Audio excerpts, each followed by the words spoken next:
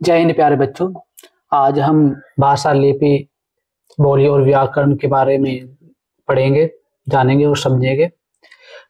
इस वीडियो की शुरुआत करने से पहले आप इस चैनल को सब्सक्राइब करें, लाइक करें और शेयर करें। भाषा, बोली, लिपि और व्याकरण। तो बेटा, जो भाषा होती है उसे अंग्रेजी में हम लैंग्वेज कहते हैं, बोली को डायलेक्ट कहते हैं, लिपि को स्क्रिप्ट कहते हैं, व्याकरण को ग्रामर कहते हैं। तो ये भाषा होती क्या है? भाषा जो है वो केवल मनुष्य बोलता है और कोई नहीं, जीव जंतु नहीं बोलते, सिर्फ मनुष्य बोलता है। वे अपने विचारों को, जो मनुष्य के मन में जो विचार उत्पन्न होते हैं, जो भावनाएं होती हैं, वो दूसरों के सामने भाषा से ही व्यक्त करता है। मतलब दूसरों के सामने अपने बातों को समझाना है, कहना है, बोलना है, तो वो भाषा के माध्यम से ही करता है। इस प्रकार दूसरे भी उसे ग्रहण करते हैं, उस बातों को भाषा के माध्यम से ही समझते हैं। ठीक है, आगे देखो कि प्रारंभ में मनुष्य ने संकेतों के द्वारा अपनी बात को कहता था। जो भी बात कहनी होती थी, जब पहले भाषा का जब विकास नहीं हुआ था, तो मनुष्य ना एक दूसरे से जो बात करता था संकेत के माध्यम से करता था या इशारों के माध्यम से करता था, क्योंकि वह भाषा के बारे में नहीं जानता था, इसलिए वह इनके माध्यम से बात करता था। धीरे धीरे संकेतों को छोड़कर मनुष्य ने जैसे जैसे प्रगति की, विकास किया, ध्वनियों का विकास हुआ, तो वो अपने ध्वनियों के माध्यम से, आवाजों के माध्यम से, ध्वनियों के माध्यम से अपनी बात को अभिव्यक्त, मतलब बोलकर करने लगा, अभिव्यक्त करने लगा, बताकर करने लगा। ठीक है, मनुष्य के विकास ने ही भाषा को जन्म दिया और धीरे धीरे मनुष्य विकास की प्रगति पर बढ़ता रहा और भाषा का रूप भी निखरता रहा, बढ़ता रहा, विकसित होता रहा। जैसे शब्द, वाक्य, व्याकरण आदि के सम्मिलित रूप को ही हम भाषा कहते हैं। जब भाषा कैसे कहते हैं? जब शब्द ध्वनियों, वर्णों के माध्यम से शब्द बनते हैं, फिर वाक्य का निर्माण होता है शब्दों से, फिर वो व्याकरण में सम्मिलित होते हैं, तब जाकर वह भाषा बनती है। और भाषा के रूप, यहाँ पर भाषा के जो रूप होते हैं मुख्यतः दो होते हैं। एक होता है मौखिक और एक होता है लिखित। ठीक है, इसे भाषा कौशल भी कहते हैं। मौखिक में क्या क्या आते हैं? सुनना और बोलना। ठीक है, ये मौखिक भाषा के रूप है, जैसे हम बोलकर या सुनकर किसी की बात को समझते हैं या अपनी बात को बताते हैं दूसरों को। ठीक है, दूसरा है लिखित। लिखित में होता है पढ़ना या लिखना। हम अपनी किताबों को पढ़ते हैं, पुस्तकों को पढ़ते हैं, या कहीं टेम्पलेट्स है या बैनर्स हैं उन्हें पढ़ते हैं, टीवी में देख पढ़ते हैं, तो उसे पढ़ना बोलते हैं। और लिखना, हम उन चीज को लिखकर, कोई व्यक्ति ने बात कही या हम अपने पेपर दे रहे हैं, एग्जाम दे रहे हैं, वो लिख कर दे रहे हैं, तो वो भाषा के रूप है। ठीक है, आगे देखो भाषा के आपको जब भी बताया गया, मौखिक में सुनना और बोलना आएगा, लिखित में पढ़ना और लिखना आएगा। ठीक है, अब मौखिक भाषा होती क्या है? जो मौखिक भाषा है उसमें बोलकर या अपने विचारों का आदान प्रदान मनुष्य करता है, या संप्रेषण मतलब पहुंचाता है। ठीक है, मौखिक भाषा को पहले सुरक्षित रखने का कोई उपाय न था। जब हम अपनी बात कहते थे, बोलते थे, दूसरों तक अपनी बातों को पहुंचाते थे, तो वो लिखने का उस समय कोई माध्यम नहीं था, सिर्फ सुनकर ही उन बातों को समझा जाता था। केवल श्रुति में सुनने की परंपरा से ही उसे सुरक्षित रखा जाता था। उसमें काफी कुछ जोड़कर बताया, सुनाया जाता था। उसमें खुद फिर लोगों ने अपने पास दूसरे की बात को सुना, फिर उसमें अपनी दो चार बातें जोड़ी, फिर दूसरों को फिर सुनाया। तो इससे वो भाषा का जो बात एक व्यक्ति ने कही, वो भाषा जो मतलब वो बात जो कि तो नहीं पहुंच पाती थी, मनुष्य उसमें दो चार बातें अपनी भी जोड़ देता था। किंतु आजकल श्रव्य दृश्य द्वारा आवाजों को रिकॉर्ड करके उसकी सजीव जीवंत शूटिंग करके भी उसके सुरक्षित रखा। लेकिन पहले ऐसा नहीं था, पहले तो इतना टेक्नोलॉजी में विकास नहीं हुआ था। ठीक है, कि वो भाषा को किस तरह से रिकॉर्ड कर सके या किसी शूटिंग कर सके। लेकिन मनुष्य ने टेक्नोलॉजी में बहुत ज्यादा विकास कर लिया है, प्रगति कर ली है। अब तो कोई व्यक्ति कुछ बोलता है, बताता है, तो व्यक्ति उसकी भाषा को, उसकी बातों को, उनके विचारों को रिकॉर्ड कर लेता है, शूटिंग कर लेता है, जिससे वो सजीव बन जाती है वो। ठीक है बेटे, आगे देखो लिखित भाषा। लिखित भाषा क्या होती है? लिखित भाषा में भाषा के जिस स्वरूप में पढ़ना व लिखना क्रिया की जाती है, मतलब जहां पर भाषा में लिखना पढ़ना शामिल हो जाता है, उसे लिखित भाषा कहते हैं। ठीक है, यह भाषा का स्थायी रूप होता है। जो एक बार लिख गया तो वो स्थायी हो गया। ठीक है, उसमें ना कुछ जोड़ सकते, ना घटा सकते, ना बढ़ा सकते। जो बात कह गई उसे लिखित रूप में लिख लिया, लंबे समय तक ये सुरक्षित रखी जा सकती है। ठीक है, इसे इस स्वरूप में ही पुस्तक काव्य ग्रंथ आदि सुरक्षित रखे जाते हैं। जो हमारे पुस्तकें हैं वो इसी भाषा के रूप में मिलती है हमें, लिखित भाषा में। ठीक है, काव्य ग्रंथ वे, कविताएं हुई, ठीक है, हमारे बहुत से धार्मिक ग्रंथ वे, वो भाषा के लिखित रूप ही है। ठीक है बेटे, आगे देखो हिंदी भाषा में इसका महत्व। हिंदी भाषा क्या है, उसका महत्व क्या है। ठीक है, जो हमारी मातृभाषा है, जिस राज्य में, स्टेट में रहते हैं, जो हम अपने सबसे पहले जो हमने भाषा सुनी है अपने माता पिता से, जो हमारे परिवार में बोली जाती है, वो उस व्यक्ति की मातृभाषा होती है। तो यहाँ पर हम हिंदी के भाषा के महत्व को बताएंगे। जो हिंदी प्रदेश क्षेत्र में है, जो जिनका जन्म हुआ है, जो रहते हैं, उनकी मातृभाषा हिंदी है। तो हिंदी भाषा को ही देश की राजभाषा भी कहा जाता है।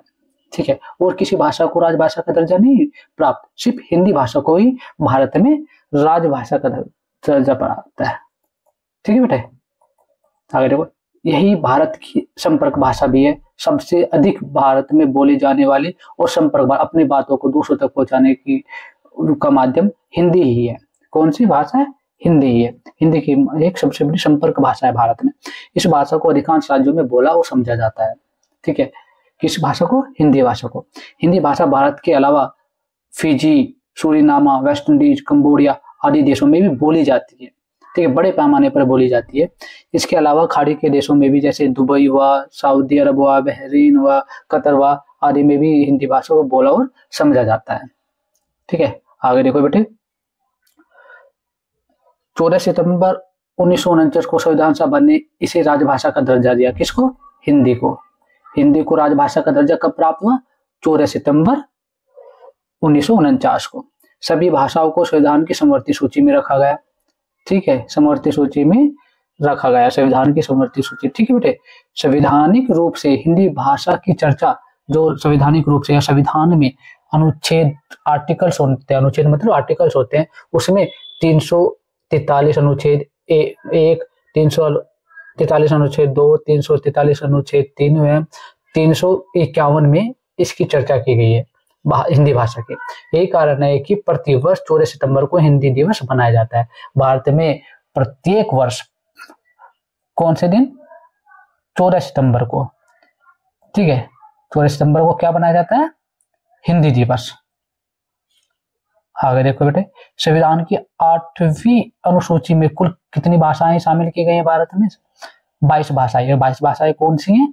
हिंदी, असमिया, बंगला, गुजराती, कन्नड़, कश्मीरी, मलयालम, कोंकणी, नेपाली, मणिपुरी, मराठी, उड़िया, संस्कृत, पंजाबी, तमिल, तेलुगु, उर्दू, सिंधी, डोगरी, मैथिली, संथाली आदि।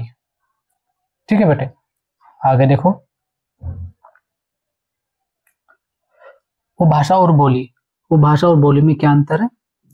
ठीक है, हम यहाँ पर देखेंगे वो भाषा कैसे कहते हैं। एक जो भाषा होती है वो किसी सीमित क्षेत्र में, किसी सीमित भाग में बोली जाने वाली भाषा होती है, उसे वो भाषा कहते हैं। कोई बड़ा उसका विस्तृत क्षेत्र नहीं होता। जैसे मथुरा में ब्रज भाषा बोली जाती है। ठीक है, ब्रज भाषा बोली जाती है।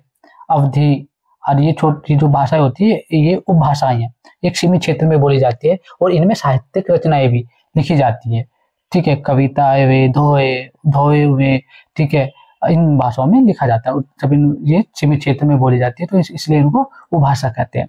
और बोली क्या होती है? बोली का जो क्षेत्र होता है वो बहुत संकुचित होता है, बहुत कम होता है, सीमित इतना बड़ा नहीं होता, एक छोटा सा क्षेत्र होता है। इसमें कोई भी साहित्यिक रचना नहीं लिखी जाती बोली। जैसे हरियाणा में बोली जाने वाली बोली होते हैं, तो कोई हरियाणा इतना बड़ा राज्य है, उत्तर प्रदेश इतना बड़ा राज्य है, तो उसमें एक सीमित क्षेत्र में जो कोई लोग अपनी बातों को बोलते हैं, कहते हैं, वो बोली है, उसमें रचनाएं नहीं लिखी जाती, साहित्य रचनाएं हो ही नहीं सकती। ठीक है, इसे किसी भी सरकारी कामकाज में मान्यता प्राप्त नहीं है। बोलियों को किसी भी सरकारी कामकाज में इस बोली को मान्यता प्राप्त नहीं होती, क्योंकि हो ही नहीं सकता। ठीक है, क्यों नहीं हो सकता? क्योंकि हर एक 4-5 किलोमीटर में, 10 किलोमीटर में व्यक्ति की बोली बदल जाती है। ठीक है, भाषा नहीं बदलती।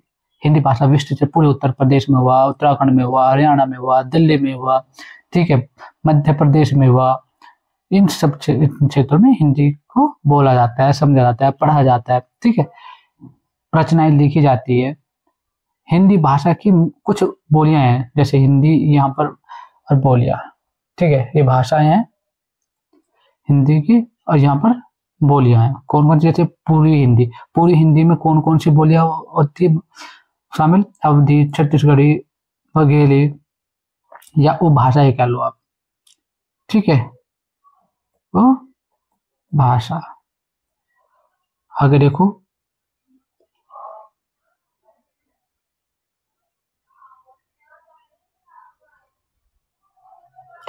अब पहाड़ी हिंदी, उसमें कुमाऊनी, गढ़वाली। पश्चिमी हिंदी में क्या आता है, खड़ी बोली, जो उत्तर प्रदेश में, दिल्ली में बोली जाती है, खड़ी बोली, कन्नौजी, बुंदेली, और बिहारी हिंदी में भोजपुरी, मगही, ठीक है। आगे देखो बेटे, राजस्थानी हिंदी में मेवाती, जयपुरी, और ये मेवाड़, ठीक है बेटे। आगे देखो, लिपि, भाषा की विविध ध्वनियों के लिए चिन्ह निश्चित किए गए हैं, ठीक है, किसको किस ध्वनि से बोला जाएगा, ठीक है, वो चिन्ह निश्चित किए गए हैं लिपि में। हम लिपि की बात कर रहे हैं, इन चिन्हों को ही हम लिपि चिन्ह कहते हैं। जिसके जैसे यहाँ पर कुछ प्रमुख भाषाओं की लिपियां हैं, ठीक है, यहाँ पर दी गई हैं, आप इससे समझ जाओगे कि कौन सी भाषा की कौन सी लिपि है, ठीक है बेटा। अब देखो, हिंदी की देवनागरी लिपि है, जिसे हम का, खा, गा इस तरह से पढ़ते हैं, लिपि है। उर्दू की फारसी लिपि है, ठीक है, जिसे ते, बे, पे, नून, मून आदि नाम से पढ़ते हैं, ठीक है, कायदा बोलते हैं इसको। अंग्रेजी में रोमन होती है, जैसे ए, बी, सी, डी इस तरह से। पंजाबी में गुरुमुखी, ठीक है, गुरुमुखी लिपि। संस्कृत में भी देवनागरी होती है और मराठी में भी देवनागरी होती है। तो यहाँ पर हमें उर्दू में फारसी हुई, अंग्रेजी में रोमन हुई और पंजाबी में गुरुमुखी हुई। हमें ये ध्यान देने वाली बात है इसमें, ठीक है। आगे देखो, अब व्याकरण क्या होते हैं, व्याकरण नियम भाषा को शुद्ध करते हैं। व्याकरण जो होती है वो भाषा को शुद्ध करती है, व्याकरण के बिना भाषा अशुद्ध होती है। और जैसे हम कैसे, हम नीचे यहाँ पर कुछ उदाहरण दिए गए हैं, पढ़ेंगे। मैं था गया दिल्ली, इसका उस वाक्य को कोई शुद्ध रूप नहीं है, यह अशुद्ध वाक्य है, क्योंकि वाक्य नहीं बन पा रहा सही से, ठीक है। अगर हम बोले मैं दिल्ली गया था, तो ये एक शुद्ध वाक्य है, यह व्याकरणिक रूप नहीं है, ये गलत है, ये सही रूप है, तो इसे व्याकरणिक रूप से भी सही कहेंगे, ये व्याकरणिक रूप से शुद्ध है, इसलिए वाक्य शुद्ध है। को गाजर खरगोश काट कर खिलाओ, ये उल्टा सीधा लिखा हुआ है, ये भाषा का शुद्ध रूप नहीं है, अशुद्ध है। तो खरगोश को गाजर काट कर खिलाओ, ये भाषा का शुद्ध रूप है, ये व्याकरणिक रूप है, ठीक है, व्याकरण तौर पर शुद्ध है, इसलिए व्याकरण रूप से सही है। आगे, इस प्रकार देखने से पता चलता है कि व्याकरण ही भाषा को शुद्ध करती है ठीक है। इसलिए किसी भी भाषा का पंडित या ज्ञाता बनने के लिए व्याकरण का ज्ञान होना आवश्यक है, तभी हम भाषा के शुद्ध रूप को जान सकते हैं।